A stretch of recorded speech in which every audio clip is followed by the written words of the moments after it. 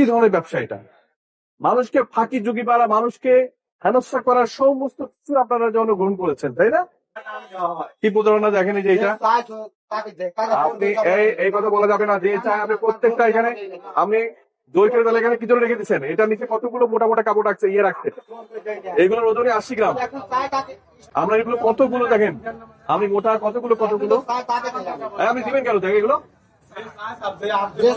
এমন ফল আছে 700 টাকা কেজি, 70 টাকা শুধু পারেন আপনি প্যাকেট দিয়ে পাচ্ছেন তার কাছ থেকে। কি ধরনের ব্যবসা এটা? মানুষকে ফাঁকি ঝুঁকি পাড়া, মানুষকে হেনস্থা করার সমস্ত কিছু আপনারা জনগ্রহণ করেছেন, তাই না? আর মূল তালিকা তো দেনই না। মানে কিভাবে প্রত্যেকটা মানে ইয়েতেই যে সিমেন্ট ধরা শুরু করছি, যে সিমেন্ট পাচ্ছি, আর তখন সিমেন্ট না দিয়ে আবার শুরু করছেন এগুলো। 100 গ্রাম 76 গ্রাম এগুলো এক একটা ওয়েট।